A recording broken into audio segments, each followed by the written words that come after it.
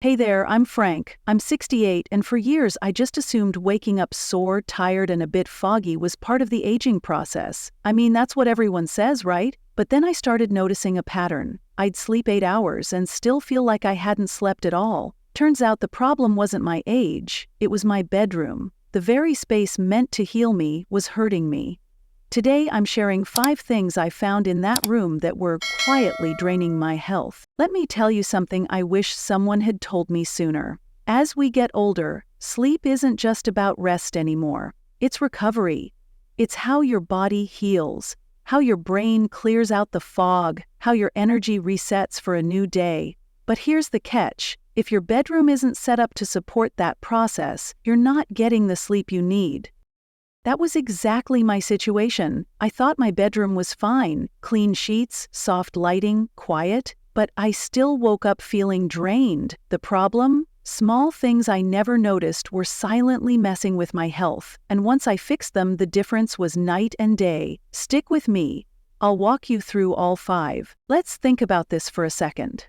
If you're getting 7 to 8 hours of sleep a night, that means you're spending more than 2,500 hours a year in one single room.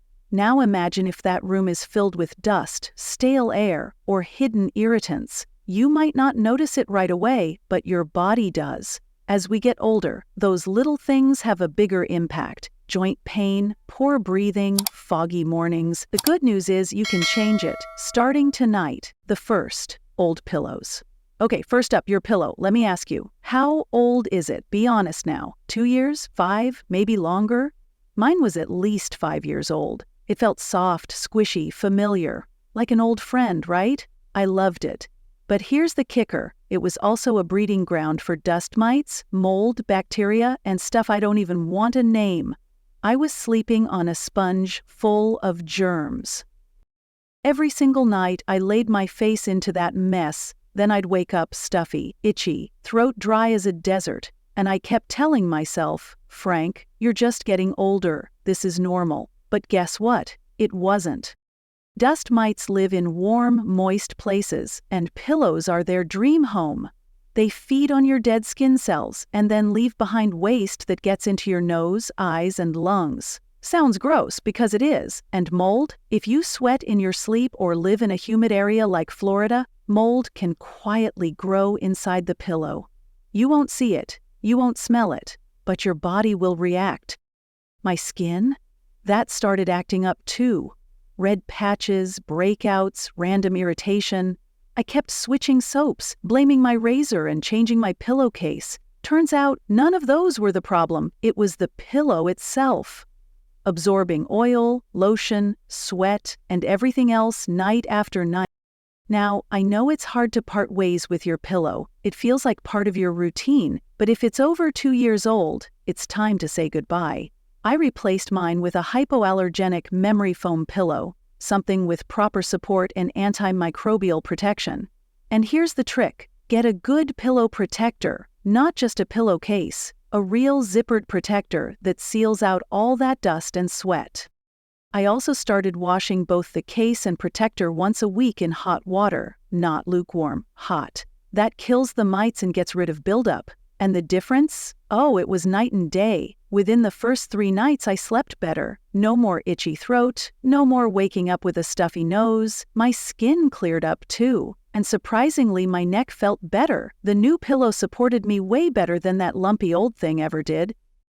Plus, the peace of mind was real. Knowing I wasn't pressing my face into 5 years of dirt and gunk, that alone helped me relax and sleep deeper. It's funny how something so simple, something we use every single night, can be the very thing stealing our energy. And yet, most people never think about it. We change our sheets, we buy new pajamas, but that old pillow, it sticks around way too long. Now I tell all my friends, if you're waking up more tired than when you went to bed, don't blame your age. Check your pillow, fold it in half. If it stays folded and doesn't bounce back, it's done. Time to toss it. Look, this is one of those small things you can change right now. You don't need a fancy gadget or a doctor's note, just a better pillow. And trust me, your body will thank you the very next morning. So tonight, before you crawl under the covers, take a look at your pillow. If it's flat, yellowed, or older than your last car inspection, it's time to make a change. The second, clutter under the bed. All right, now let's talk about what's under your bed. Don't worry, I'm not judging. For years, mine was a disaster zone. Old sneakers I hadn't worn since the Clinton era, dusty boxes of holiday decorations, half-read books, and even a few mystery items I was too afraid to touch. I thought, hey, out of sight, out of mind, right? But here's the thing, that space under your bed, it's not dead space, it's breathing space. Or at least it should be. When it's jam-packed, it traps dust, blocks airflow, and creates the perfect environment for mold and allergens to thrive. Every night I'd lie down thinking I was in a clean, peaceful space, but I was breathing in stale air pulled up from all that clutter below. I'd wake up congested, my throat is dry. Sometimes I'd start the day already feeling tired, like I never really rested. Sound familiar? And it wasn't just the air.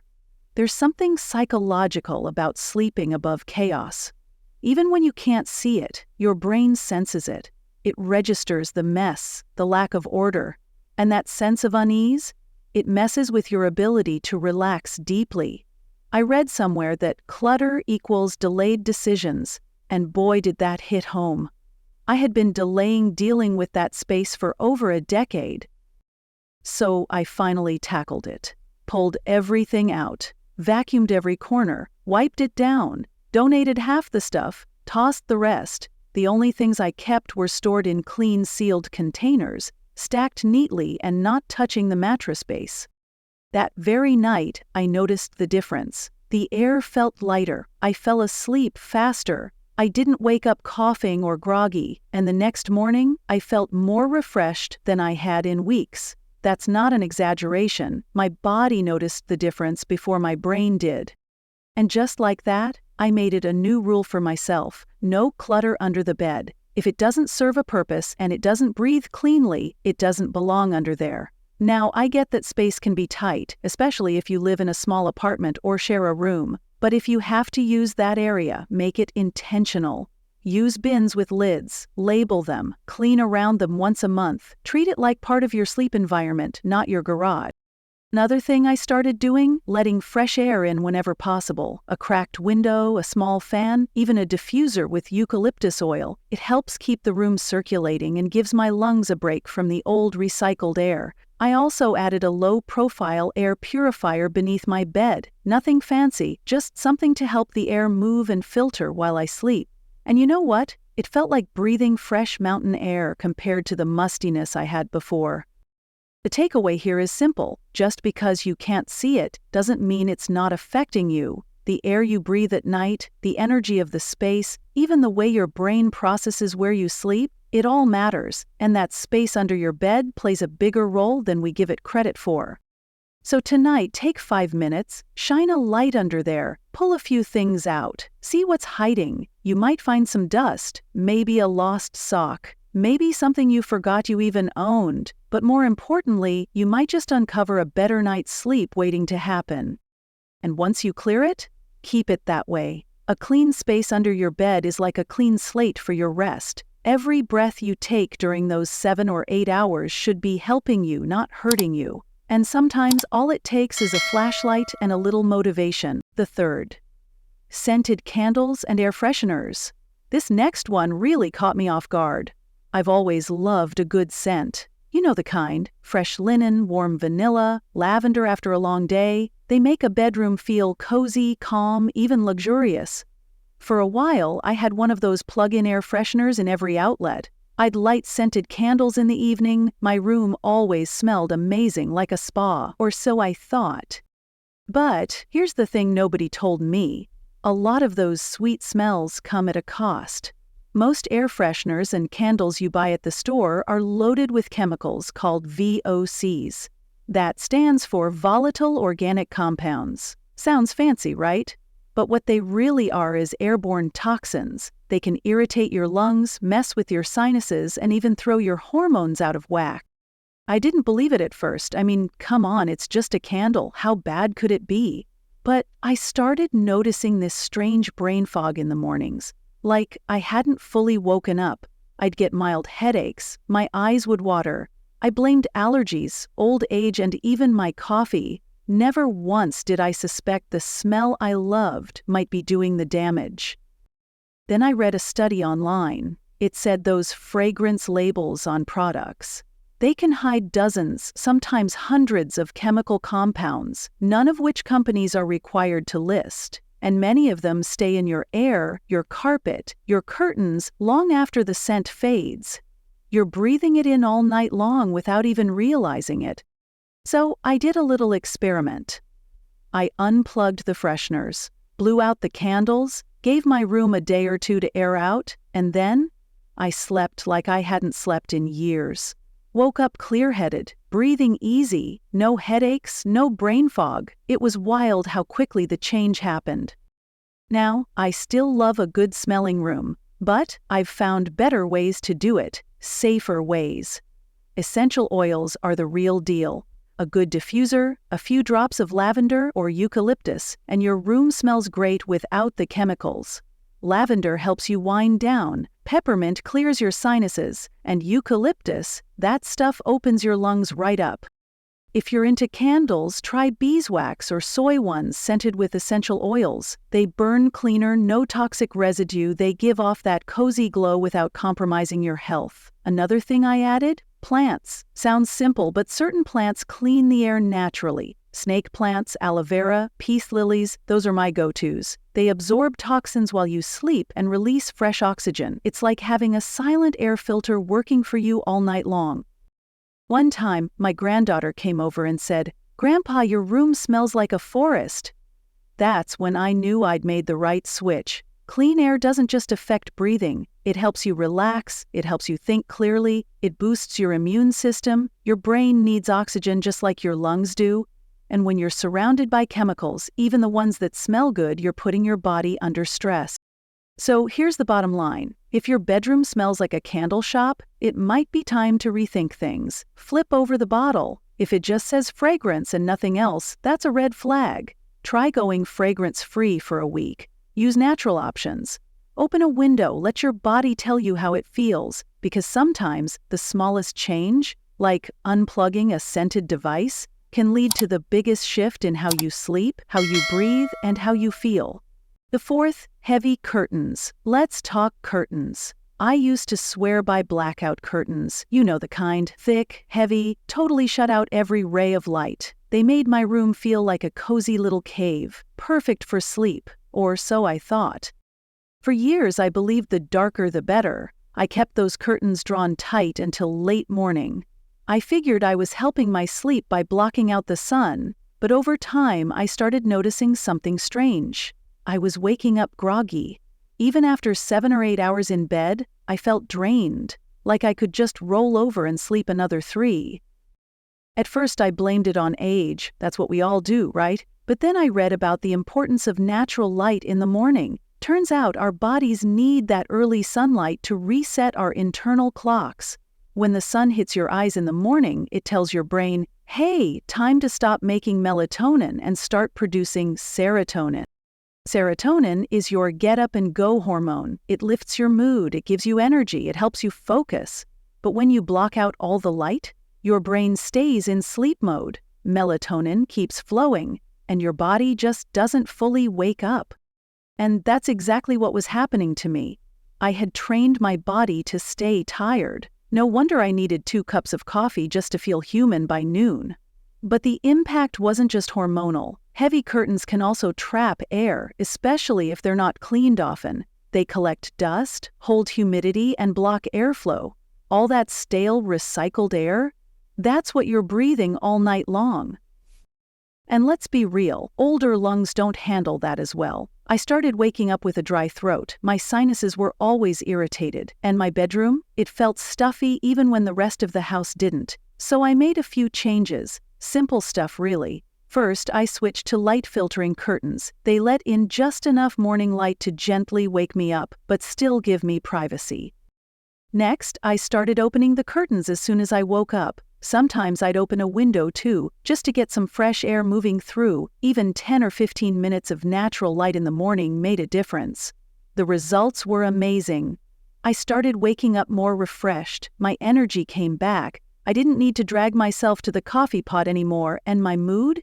Brighter, calmer, more balanced. All from a little sunshine.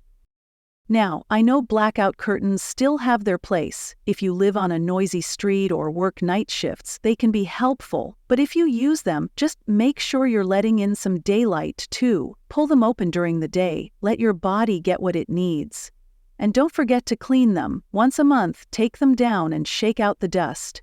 If they're washable, even better. Fresh curtains mean fresher air and better breathing at night. If you're looking for an upgrade, try layering curtains. Light sheers for the day, blackout panels for the night. That way you get the best of both worlds without sacrificing your sleep or your health. So here's what I tell folks now. Don't underestimate the power of morning light. It's free, it's natural, and it might just be the missing piece in your sleep routine.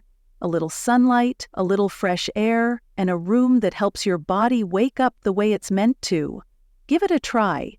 Open those curtains tomorrow morning, let the day greet you, and see how your body responds. The fifth, phones in bed. All right, this one's a tough pill to swallow, but we've got to talk about it. Your phone. Yep, that little screen you scroll before bed. It's messing with your sleep in more ways than you think. Now, I used to do it too. I'd climb into bed, pull the covers up, and tell myself I'd just check the weather or scroll through a few news headlines. The next thing I knew, I was knee-deep in a rabbit hole of videos, emails, and articles. An hour gone. Just like that. But here's the thing. That screen? It's blasting your eyes with blue light, and blue light tells your brain, hey, it's daytime. Your body then stops producing melatonin, the hormone that helps you fall asleep naturally. So even if you feel tired, your brain's like, nope, stay alert. And then, if you somehow manage to drift off, your phone is still doing its thing, buzzing, flashing, vibrating. Even if you don't wake up fully, your brain does. It pulls you out of deep sleep, and you lose the restorative rest your body needs most. That's why I used to wake up feeling like I barely slept, even when I had a full 8 hours. It wasn't my age, it wasn't my mattress, it was my phone, sitting there on my nightstand glowing like a lighthouse.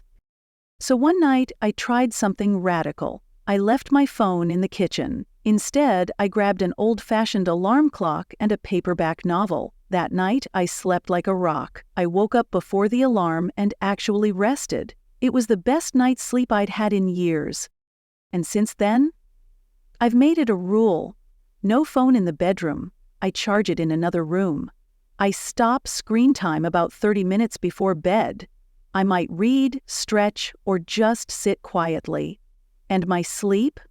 Deeper, stronger, more consistent. I get it, though. Phones are handy. They're our calendars, our alarm clocks, our lifelines. But they can also become a trap. A little swipe here, a scroll there, and suddenly it's midnight, and you're still wide awake. And for us older folks, sleep is everything. That's when your body repairs, your brain clears itself out, and your immune system kicks in. If your sleep is shallow, interrupted, or delayed, your body pays the price. Here's a quick fix. If you have to keep your phone nearby, put it on airplane mode. Turn off notifications. Set it face down so the screen doesn't light up every time someone sends a message. Better yet, buy a simple alarm clock, one with big numbers and no fancy features. It does the job without stealing your sleep. And here's my challenge to you. Try it for 1 week. Just 7 nights. No phone in bed. Pick up a book instead, or write in a journal, or listen to soft music that doesn't need a screen. Give your brain a break. Let your body wind down the way it's meant to. Because the truth is, that glowing screen might be the one thing standing between you and the deep, healing rest you've been craving. And once you experience sleep without interruptions, you won't want to go back. Here's something that took me way too long to figure out. Getting older doesn't mean giving up on feeling rested, clear-headed, and energized. For years, I thought it was completely normal to wake up feeling sore, groggy, and already tired. I chalked it up to age. "You're just not 20 anymore, Frank," I'd tell myself. But deep down, I knew something wasn't right. I was doing everything the books said, getting my 8 hours, keeping my room quiet, avoiding caffeine late at night, but I still felt worn out. Then one evening, after yet another restless night, I looked around my bedroom, and I realized it wasn't me, it was the space around me. The pillow I hadn't changed in 5 years. The storage bins collect dust under my bed. The blackout curtains keep out all light, even in the morning. The lavender-scented plug-in, the phone glowed on my nightstand. So I changed things, one by one, and slowly I started sleeping better. My energy came back. I stopped waking up with that dreaded brain fog. I actually felt human again, and that feeling, that's priceless. You deserve to feel that too, right now, not when the kids are grown, not when life finally slows down, today. Because sleep isn't just a break, it's the most powerful medicine your body has, and the cure might be closer than you think. It might be right in your bedroom. Your bedroom should be your sanctuary. It should feel like a peaceful retreat, not a place that silently wears you down night after night. But for many of us, without even realizing it, that space gets filled with things that disrupt our rest instead of restoring us. So here's my challenge for you. Start with one thing, just one. Maybe it's replacing that old pillow you've had for years, or clearing the clutter from under the bed. Maybe it's as simple as cracking a window or letting in some morning light. You don't have to change everything overnight. Just begin. Because the truth is, better sleep leads to better days, clearer thinking, more energy, a stronger body, and it all starts in the space where you lay your head. These changes worked for me, and I truly believe they can work for you too. One small shift at a time. You're worth the effort, and your future self will thank you for it. If this video gave you something to think about, here's what I'd love for you to do next. Share it with someone you care about. Maybe it's your spouse, your sister, or your neighbor across the street. Because good sleep? It's something we all deserve, and it starts with simple changes right at home. Also, if you haven't yet, hit that subscribe button. That way you won't miss the next tip, story, or insight we share here on Senior Wisdom. We're building a place where experience meets health, and where your everyday choices can lead to your best years yet. I'll see you in the next one.